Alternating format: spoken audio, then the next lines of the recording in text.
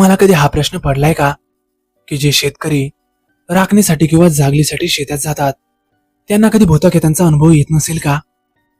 मलाही तोच प्रश्न पडला. म्हणून मी माझ्या बाबांना हा प्रश्न विचारला.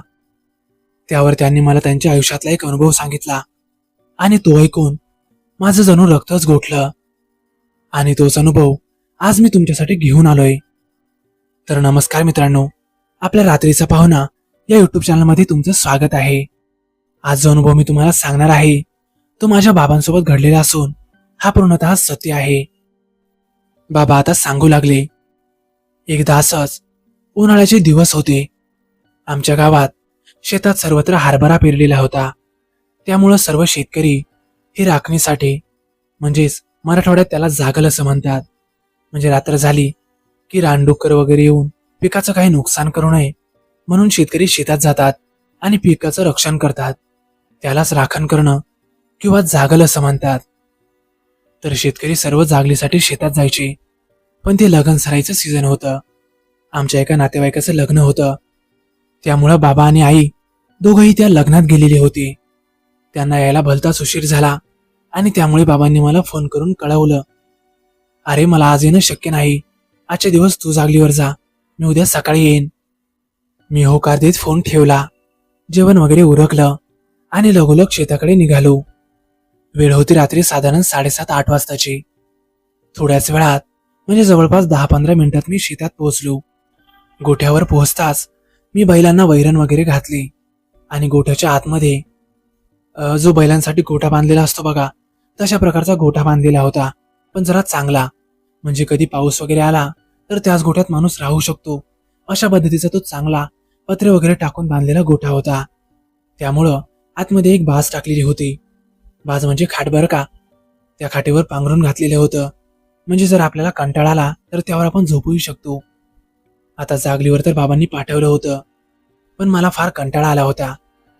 म्हणून मी बॅटरी घेतली आणि बाहेर जाऊन सर्व शेतावर म्हणजे सर्व बाजूला बॅटरी मारून पाहिली. तर आजूबाजूला कुणीही दिसलं नाही, म्हणजे एखादं रानडुक्कर वगैरे तिथं अजिबात काहीच नव्हतं. म्हणून मी बॅटरी बंद केली आणि लगेच आतमध्ये येऊन त्या बाजावर मस्त अंग टाकलं. माझ्या बाजूलाच बैल बांधलेले होते. ते मस्तपैकी वैरण खात होते. त्यांच्या गळ्यातली ती घंटा लयबद्ध आवाज करत वाजत होती. त्या आवाजाने मला कधी झोप लागली हे मलाही कळालंच नाही. मध्यरात्री कधीतरी कसल्याशा आवाजाने मला जाग आली. मी लगोलग उठून बसलो आणि तो आवाज नक्की कसला येतोय याचा कानोसा घेऊ लागलो. उठून बाहेर जाऊन पाहिलं.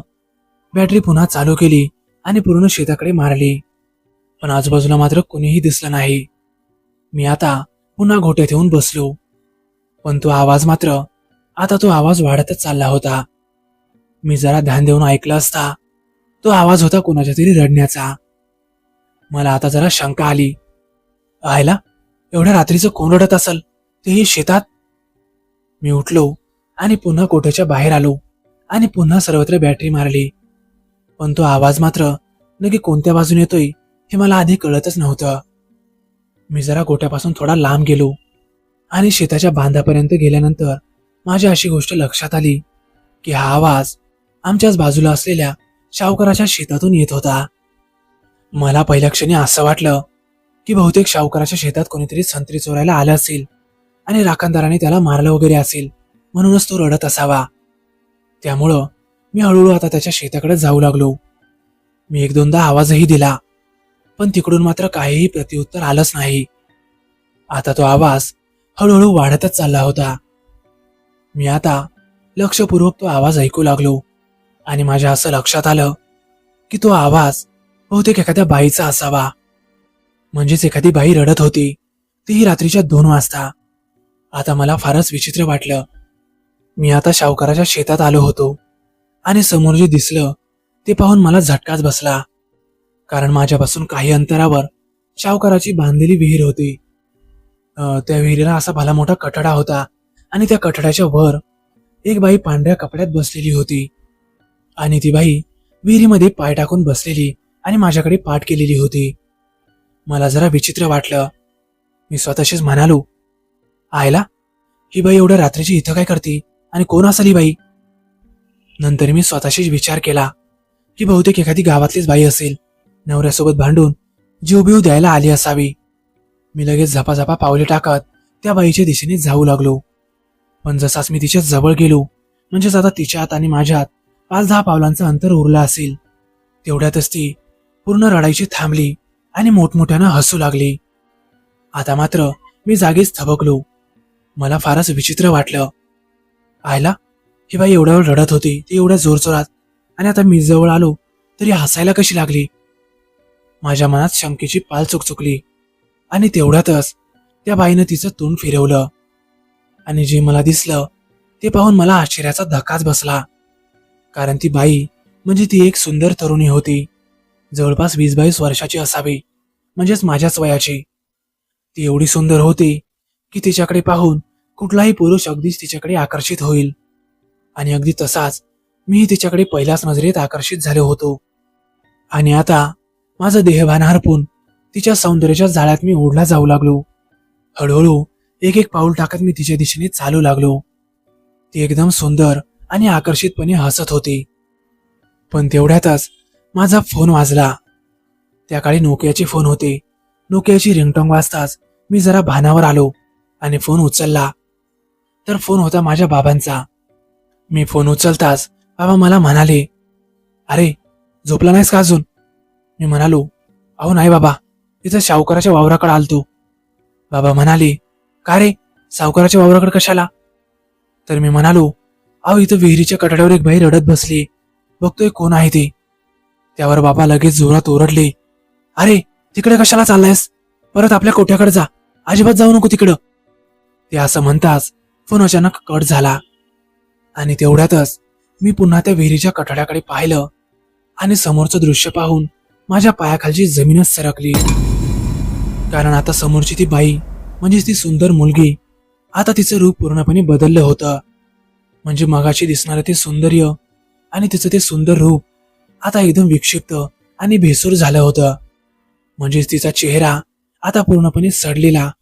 तिच्या डोळ्यांच्या जागी बुबुळ अजिबातच दिसत नव्हती, फक्त खोल खोबण्या आणि आतमध्ये पूर्ण अंधार. तिच्या तोंडातून रक्त येत होतं आणि तिचं मांस पूर्णपणे अगदी मासोळ्यांनी खाल्ल्यासारखं, म्हणजे कुठं कुठं असं फाटलेलं आणि काही काही भागावर मांस होतं. आणि पूर्ण अंगही एकदम म्हणजे तिच्या अंगावर मांस अजिबात नव्हतंच, फक्त हाडकं होते. ते पाहून माझ्या अंगावर सरसरून काठीच आली. मी मोठ्यानं ओरडलो आणि जीवाच्या आकांतानं ओरडतच पुन्हा आमच्या गोठ्याच्या दिशेने पळत सुटलो. ती बाई आता मोठमोठ्यानं हसू लागली. अगदी थोड्याच वेळात मी आमच्या गोठ्यावर पोहोचलो.